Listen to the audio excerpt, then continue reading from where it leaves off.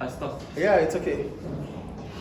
What will make me to give the break is if you really concentrate. But if you're not concentrating, as soon as I'm done with this, we continue to write and work on.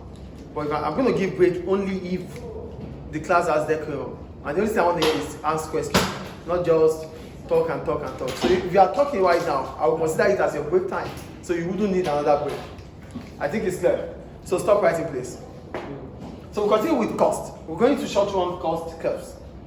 In the short run, it is considered that one of the factors, can you just stop writing? Okay. The last. Stop already. Pen down. The last Pen down. In the short run, it is considered that one of the factors will be fixed. So which means we cannot change it. So that brings us to the short run cost curve. With the short run cost curve, we have our total fixed cost, our total variable cost, and our total cost. Note that for our fixed cost, it is the cost that does not change as level of output changes. As a result of that, it is expected of it to be fixed. So it is this. So look at what I wrote. In the short run, it is expected that one factor is fixed. Based on the graph above, the TPC is horizontal. It's always horizontal because it is considered fixed. It doesn't change irrespective of our output. TFC is horizontal, showing that it is constant at any given level of output. The TVC and the TC, both of them are parallel. They are parallel to each other because they are determined by increasing returns and diminishing returns. And when we talk about increasing returns, it means a given level of output is increased based on an increase in the level of input. That is increasing returns. And diminishing returns implies that as soon as we get to the optimum level, we are unable to increase our output, rather our output starts reducing. That is diminishing returns. Do you get it or I explain again? Yes. Are you here? Sit properly, please. The TVC and the TC are parallel to each other because they are determined by increasing returns and diminishing returns. When we talk about increasing returns, it's simply talking about the percentage of input that has bring about an increase in the percentage of the output. So we increase our input, as a result of that, our output has increased. That is increasing returns.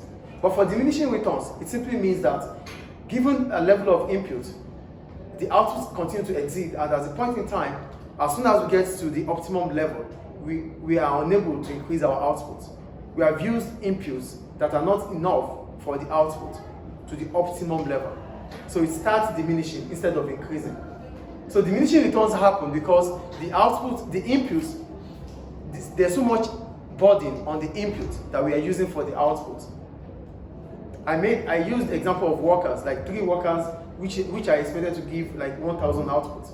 And we want them to give more than 1,000 outputs. They might do 2,000 outputs, but as soon as they are trying to do 3,000, their effort, they become tired. They can't produce as they used to produce. So whatever they start producing, we start reducing. That is diminishing returns.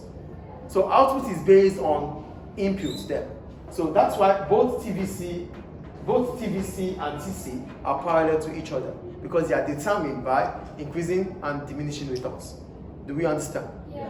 So but for TFC, hold on please. But for TFC, it is constant because at any given level of output, it remains the same in the short run. Yes? How are they parallel? To each other. Parallel doesn't means that they never intersect. Do they intersect? TFC and TC. TVC is going up towards TC. Do they intersect? Not now, but they will eventually. They will not. If they're going to intersect, it would have been stated here. That's why I say it is parallel. So they are, as soon as it's either it is increasing or diminishing. Do you get it? Yeah. What is the meaning of diminishing? It means the level of output starts reducing, given and based on an increase in input. So decreasing, basically. Yeah, it's decreasing. So whatever input you have is not enough to increase the output. That is diminishing. But if it is able to increase the output, it is increasing returns. So, Mr. If the output is increased, TC and TVC will increase. They're not going to, it will continue to increase. They're not going to meet each other. It will continue to increase. Because, we said total variable costs are costs that changes as level of output changes. So if it has to change, it will continue to change. And the more it changes, the more it increases the total cost. Please, Muhammad, please look here. Why they are not going to intersect is this. TC would increase as soon as VC increases. It started from 0. this is constant. But as soon as this increases, this will definitely also increase. So they will not going to meet anyway. Do you get it now or not? Yes. This is what I'm saying. If we have our FC to be 500, our VC starts from 300. Our TC will be 800 at this point. Yes or no? If this increases to 400, our TC will be what? 900. But the FC is It still remains the same. It's 400 plus 500. Yes. What if there's no fixed cost? There's no way. How do you start a business without fixed cost? Your fixed cost starts from your premises. There's no business you want to start without FC. If you have no labor and you're working by yourself, how else do you have fixed cost? You need. How do you work by yourself? You work by yourself. What do you use in working? You need equipment. Your hands. Maybe you have stuff at home already. Whatever you have at home, in as much as it's used for production, it becomes part of your cost. Do I answer your question now? Great. So we'll move on. Any question about this? No. Are we sure? Yes. All right, now. You better stop and focus here. So we'll go on to this graph. So now we have, our focus here is on the MC and the AC. What happens with the marginal cost and what happens to the average cost? We know average cost to be the unit, the unit by each cost. And for our marginal cost, it is the cost of producing an extra unit of output. Both of them have relationship.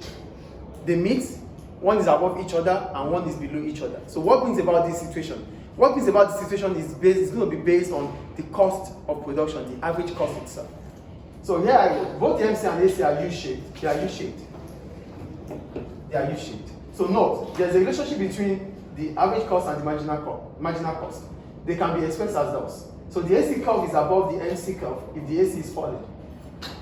If the AC is above the MC, here, if it is above the MC, it means our average cost of production is falling. So as soon as our average cost of production is falling, the MC, it will start going above the MC. Our MC is our marginal cost, which is the cost of producing extra units. So as soon as the cost of producing a unit starts reducing, it starts going above the marginal cost. Your marginal cost starts when you start producing extra units. So when you start producing extra units, it is expected of your average cost of production to start falling. So when it starts falling, then you are fine. Then you are above the marginal cost. That is this graph. Do we get the point here? Yeah. As soon as your average cost is falling, both the MC and the AC are U-shaped. One starts from the below and one starts from above. As soon as your average cost is falling, it is expected that it stays above your MC. That is the graph here. Do you get the first point So here? here AC is Your cost is falling. Your average cost is falling. Because whatever happens to your graph, it is based on your cost. If your cost is increasing, it has to affect your marginal cost. If it's reducing, it has to affect your marginal cost. So if your average cost is falling, it is expected of it to be above your marginal cost. Do we get it, please? No. Where?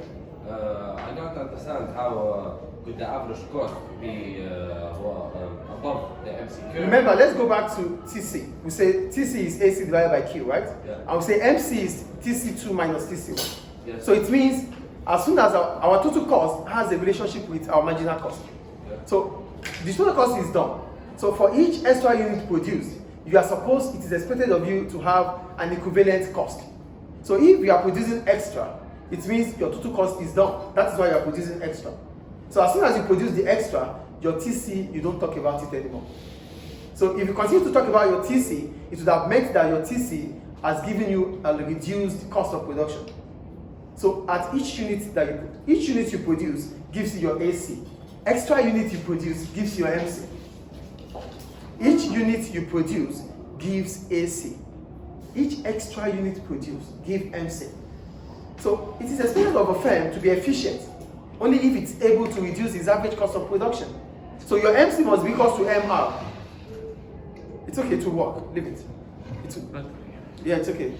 Your MC equals to MR. If your MC equals to MR, it means your profit maximization is fine. So your marginal cost must be equal to your marginal revenue.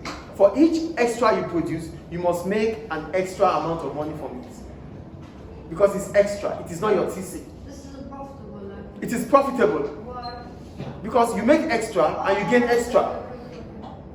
You are using the same level of output, but you are producing an extra unit, which has given you extra revenue. So that's why MC must be equal to MR when we are talking about profit maximization. So that is profit maximization in the short run. But here, the point is, there's a relationship between AC and MC.